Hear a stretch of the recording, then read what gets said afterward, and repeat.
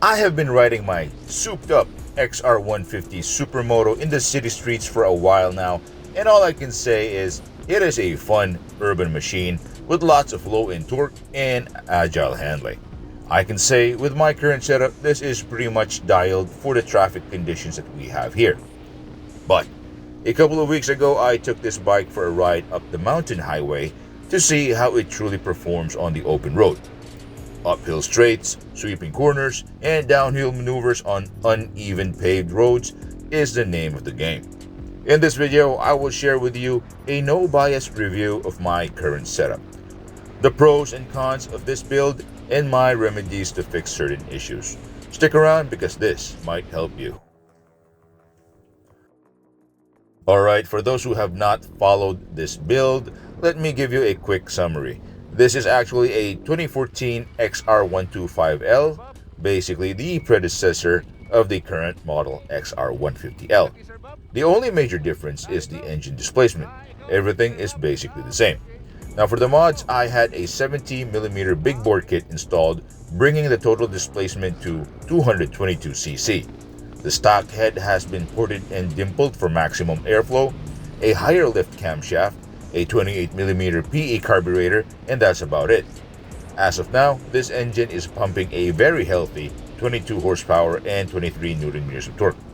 Other major mods include the 17-inch Supermoto wheels with radial tires, a stiffer front suspension, and other bolt-on parts to improve ergonomics and braking. With all the mods I have on this bike, one would think this is perfect, but to be honest with you, there are some drawbacks, most notably in the engine department. Now, having more power and torque is always a good thing. Acceleration is way better compared to stock, of course, and I have more low-end pull. Perfect for blasting in and out of corners and for going uphill. However, the big bore kit runs a bit hot. There are times that I would lose power and bog down. Now, there are 4 possible reasons for this though. One is that I'm still not done with the running in process. Maybe another 500 kilometers should do the trick. Second would be my carburetor is not spot on. Third would be the oil that I'm using. I'm currently using a 20W40 mineral-based engine oil. Probably it's too thick. I'm going to replace this with a 10W30 fully synthetic oil and we'll see what happens. Fourth would be, well, I might need an oil cooler to keep things, well, the oil cool inside. Or this is a combination of all 4 things. Well, we'll see in the months to come. Anyway, for handling, well, there are a lot of things at play here, so I'll go through one by one. The ergonomics, well, I had my stock seat shaped and reupholstered to give me more room to move around. I don't have the step up at the back, so it's basically flat right now. I can move my weight front and back freely, and the narrower seat profile allows me to squeeze the gas tank with my legs better also. Now the taller bars that I have on right now are very comfortable for in-town riding or just cruising around, but for aggressive riding where you need to move forward and keep your elbows up high is a bit of an exercise. After this ride, I felt like I just did 1,000 reps of side lateral raises. My shoulders were really burning at that time.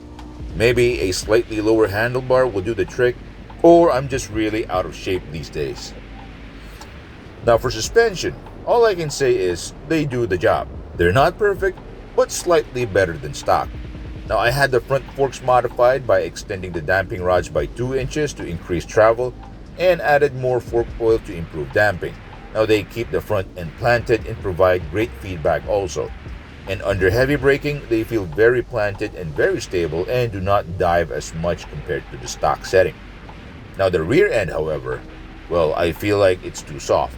Probably because the stock rear shock is really worn out. I don't see any leaks, however, but I might change to a brand new OEM shock to fix this, or I'll look for a similar sized shock with rebound and damping adjustability. Okay, for the wheels and tires, I'm running 17s front and rear.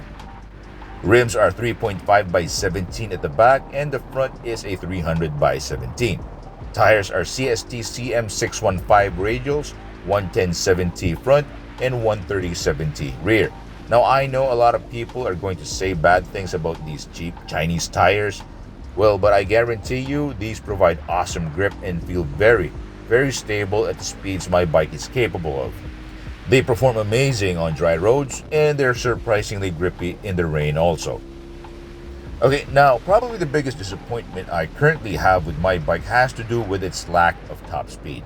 As I was riding, the fastest I could go was 110 kilometers per hour downhill. Thanks in part of this awesome universal motorcycle screen that I have here, it comes with a GPS-based speedometer that is surprisingly accurate. It has Apple CarPlay, Android Auto, and a bunch of other cool features you might want on your bike, like the front and rear dash cam that takes amazing quality video, and you can also retrieve messages and calls on the go. Now, to know more about this product, check the link in the description below and use my promo code to get a discount. Anyway, back to the lack of top speed. Now, I was running a pretty aggressive gearing ratio using a 520 chain with a 13-tooth front sprocket and a 42 rear. Now, this gearing is fun to use in heavy urban traffic because it has lots of low-end torque, it pulls like a freight train, and it's really fun in that situation. But on the highway, it just doesn't work. Yeah, sure, it eats up hills like nothing, and blasting out of corners is fun, but not having speed at the higher RPM ranges is pretty frustrating. I'm going to change its gearing to a 14-40 combo and see how that works. I think it will balance out the transmission and give me more top speed while still having the low-end torque in the first and second gears. Overall, I'm pretty happy with this bike, especially the engine and the wheels. Best bang for the buck I have spent so far on my own motorcycle. Now, the suspension and gearing was a bit of a letdown in this ride, but those can be fixed easily with the right parts. Anyway, that's all I have for you today. I'll make another video featuring this bike with some other revisions and modifications. Stay tuned, and if you like this video, please subscribe to the channel. And if you have technical knowledge or info you would like to share, feel free to leave a comment. As always, see you next time. Bye.